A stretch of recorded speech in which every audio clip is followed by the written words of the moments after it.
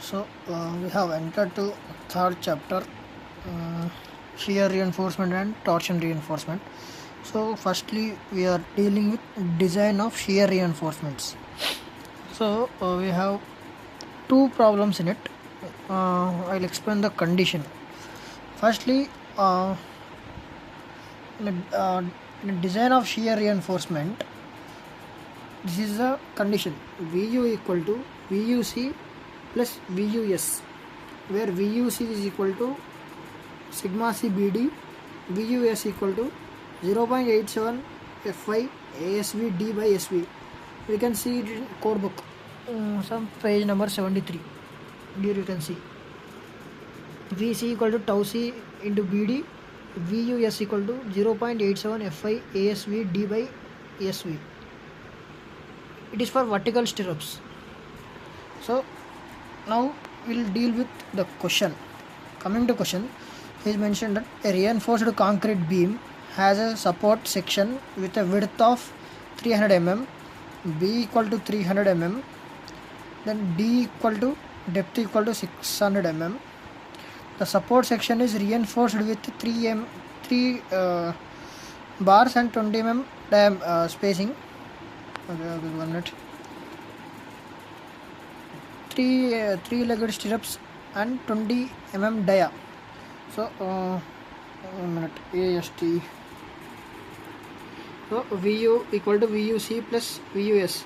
Vus ఏమో Vus formula code book 73 page నెంబర్లో ఇక్కడ ఉంటుంది. ఆ ఫార్ములా ఇక్కడ సబ్స్టిట్యూట్ చేయాలి. సబ్స్టిట్యూట్ చేస్తే 0.87 415 ASV ఇక్కడ వస్తుంది 100 D 600 by 200 స్పేసింగ్. SV అంటే SV స్పేసింగ్ 200 చేస్తే VS ఇంత వస్తుంది. నెక్స్ట్ మనం VUC కనుక్కోవాలి. VUCలో sigma C BD formula. Sigma C కనుక్కోవడానికి మనము షియర్ రెసిస్టెన్స్ చేయాలి. PT ఈక్వల్ టు దాని formula PT equal to 100 into AST by BD. 100 into AST. AST ఎంత 942.47 942.47 బై 300 ఇంటూ 600 చేస్తే ఆన్సర్ 0.523 వస్తుంది. సో ఇది గుర్తుంచుకోండి. నెక్స్ట్ ఎఫ్సీకే మన క్వశ్చన్లో 20 ఇచ్చాడు. సో ఇప్పుడు టేబుల్ 19కి వెళ్ళాలి. 0.523 వచ్చింది కదా, 0.523 ఇక్కడ పేజ్ నెంబర్ 73 టేబుల్ నెంబర్ 19లో 100 AST బై BDలో 0.523 నుంచి స్టార్ట్ అయింది కాబట్టి 0.50 మనకి M20 ఇచ్చాడు. సో 0.50 0.48 ఇది A, ఇది 0.48 B, 0.75 C, 0.56 D.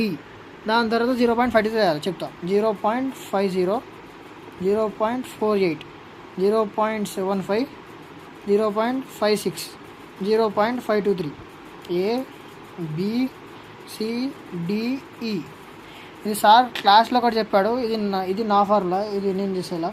ఫార్ములా ఏంటంటే B plus B minus B plus D minus B by C minus A into E minus A. ఇది ఫార్ములా.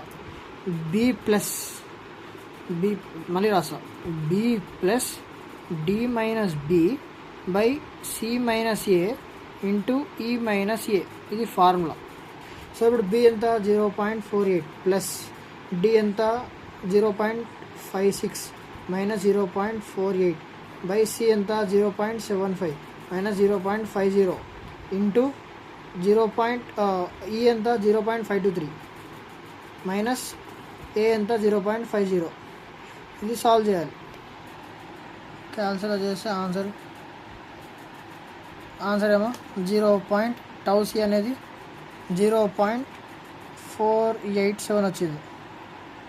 487 వచ్చిందా? ఇప్పుడు అది 487ని VUCలో కలపాలి. VUC ఎంత? VUC equal to τC BD. τC ఎంత 0.487 వచ్చింది.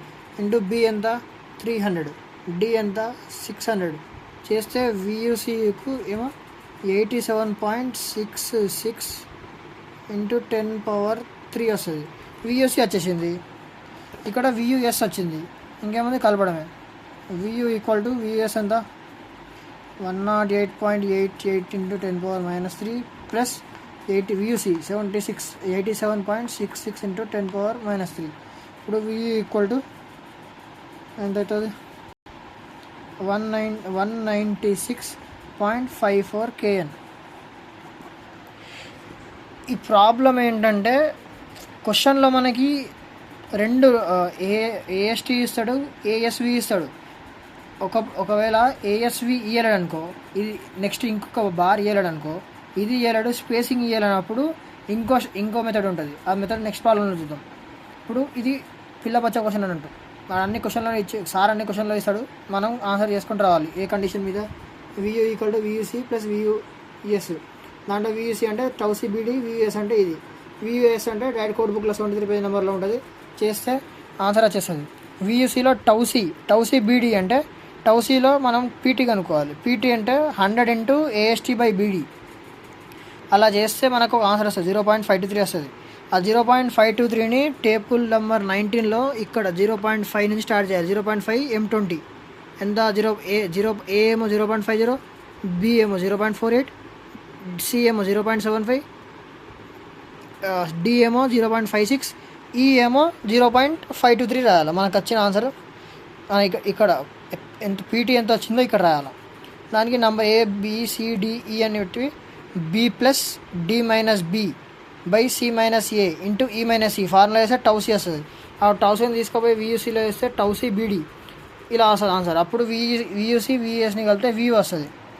ఇది ఈ ఆన్సర్. ఇప్పుడు క్వశ్చన్లో మనకి ఇంకో ఏఎస్వి ఇచ్చినప్పుడు, స్పేసింగ్ ఇచ్చినప్పుడు ఇలా సింపుల్గా అయిపోతుంది. అదే క్వశ్చన్లో ఏఎస్వి ఇంకా ఎస్వి ఇయ్యనప్పుడు ఏం చేయాలంటే నెక్స్ట్ ప్రాబ్లంలో చెప్తాం.